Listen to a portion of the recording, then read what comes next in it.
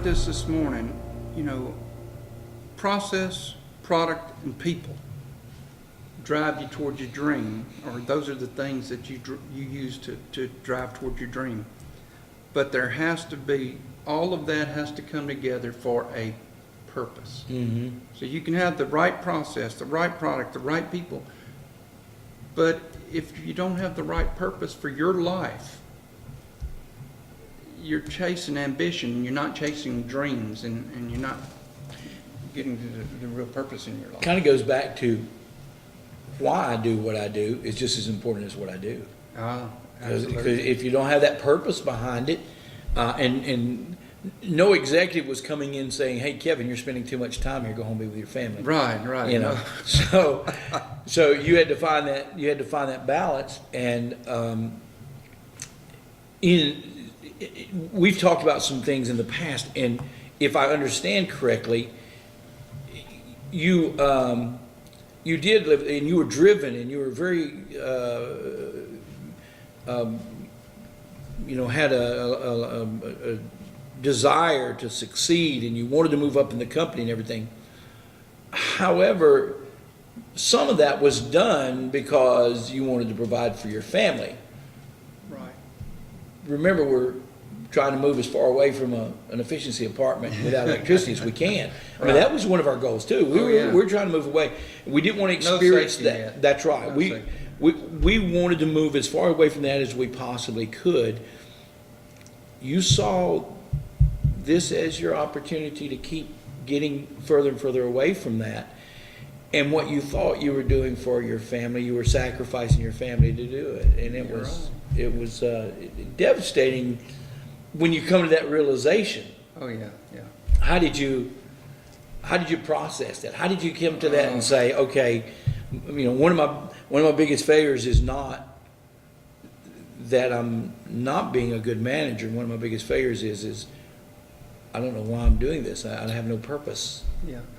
Well, it's a time came in the company where things changed. Sam Walton had passed away, and my regional vice president, who just took me under his wings and for years, and helped me and moved me around. And my district manager, they were retiring because they had been in the business long enough. They had a lot of stock in Walmart, and they were prepared to leave, and they saw the writing on the wall that things were changing. And so it gave me time to reflect, and it also, I was still, after 10 years, having trouble with acceptance, people accepting me. Not because I was in a different town or wasn't from that town, or anything. It was all because my leadership style did not really put value on people.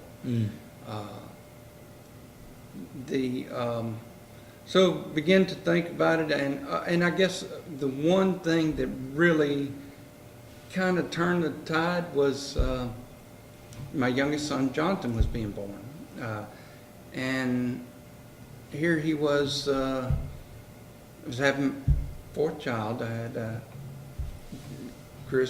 Marshall, Chris, and Christine, and they were 10, 11, 12 years old at the time when Jonathan was born, and I really began to see that what I had missed out on in their life. There was times when I was going to 3 different ball fields in the same day trying to get parts of their games, but there was also parties at church that I didn't attend because they were with them because I was working. There was school events. There were just picnics and tossing the ball. Because when I came home from work, I was not only physically tired, but I was mentally tired. So I didn't have that. I saw that I had neglected nurturing that relationship. So when Jonathan come along, I said, I want to be a part of Jonathan's life. I want to be better father for him than I was for the others. We had some financial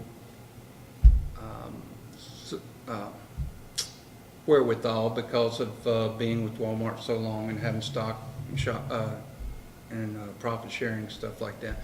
So Janice and I began to talk, and we began to plan to leave Walmart. Sounds like a good thing, plan. The problem is I am, what do you say? I like to do things now. I'm impatient. Impatient. So, took a couple months to kind of prepare, and I gave a month-long notice that I was leaving. But what I didn't plan is, what am I going to do when I leave? I'm like, no education, no college, but, a Walmart store manager, surely he can get a job managing anything. Because, I was managing $16 million worth of profits a year, or revenue a year, and $2 million in profit, and I can't remember how much inventory and all. And so I thought, I got all this experience, but when I left, there was nothing to do. I hate to admit it, but I tried to take over your construction company, because you were making a change at the same time, going into the ministry full time. Mm-hmm. And of course, that didn't last long. I did not have the aptitude for building. But your leaving of Walmart was kind of the it was kind of the wrapping up of your first dream, though. You had reached the dream. It was part of your dream, and it was part of the process to get you to the other dreams. But one thing that I wanted to draw out, in that process, you fell back on a principle that we had learned when we were living in an efficiency apartment with no lights, and that was never be afraid to try something. We talked about that. Here you were, very secure. Walmart wasn't going anywhere. You had 10 years. Yeah, you had reached a level of success, but you said, "My dreams are changing," and they do. Dreams change throughout our lives, and we have to be able to figure out a way to remap our life to achieve and to try to accomplish the next dream. So when you left, you took one of the principles that we had learned in our first 8 years of trying to achieve success, and you applied it to your life again. Don't be afraid to try. And I tried, and lost a nail over a thumbnail, but I tried. But in doing that, it really set you up, and we'll talk. I know we're running out of time, so we'll talk about this later. But it did set you up for a brand new level of success that you are in today with your education, your career in banking, and so forth. And we'll talk.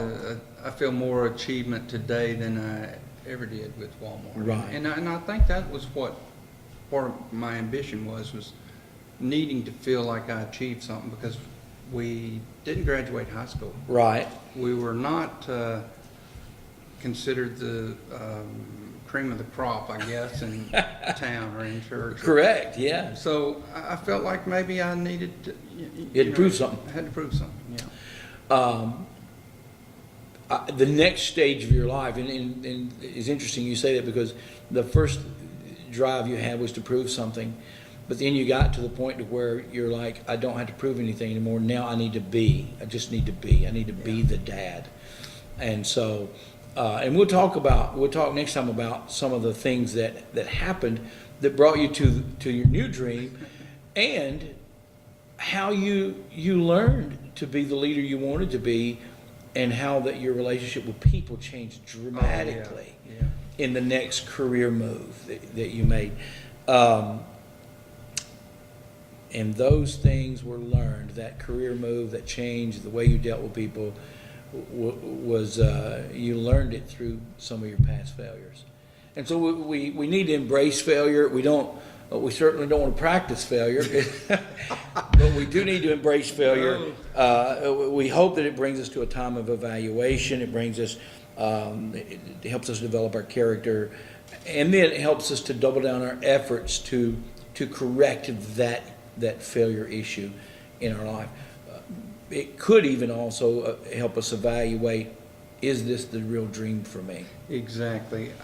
If I was going to sit down and talk to a young person today that was trying to determine what their dream is in life, you got to have a passion for it. But Mhm.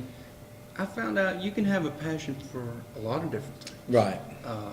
Some things just you haven't tried them yet. Yeah. But the main thing I would say that coming out of my failure is that when you're trying to determine your dream, figure out what's the purpose for it. Right.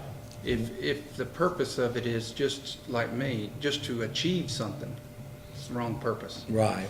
If you're not making something, purpose. I just leave that with you to talk Yeah. about more. But certainly, like I said, why we do what we do is more important than what we do often. The And motive what are behind you willing to sacrifice? Yeah. I guess didn't hit on that enough, but Yeah, our motive behind it, what motivates me to my success is as important as what type of success I have. right. Am I motivated by, I've got to prove something to someone, or are we motivated by, I want to leave behind the legacy of a man who loved his family, took care of his family, and left a moral trail that his family could follow. If we're motivated, so what motivates us to achieve success is vitally important. Oh, and I'll tell you, at some point we'll get to this, but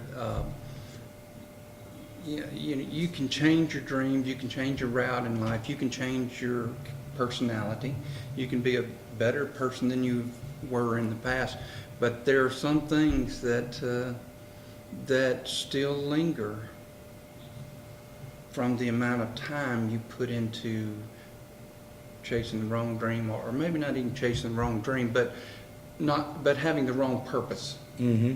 The time you put into having the wrong purpose can last, specifically when it comes to people. Yeah, it can certainly outlast the process that Yeah. you were in. That's right. Yeah. Well, we've run out of time for today. It's been good to be with you. I hope that some of the things that we've talked about helps you in your times of failure, knowing that failure is not the end of the dream. It often is just a time to reevaluate how you're proceeding with the process, how you're handling the product, and how you are interacting with the people around you. Remember to let failure cause you to evaluate, let it help you build character, and finally, it's a good opportunity to double down your efforts to fulfill your dream. Once again, this is Common Sense Cafe. I'm Jeff. Until next time.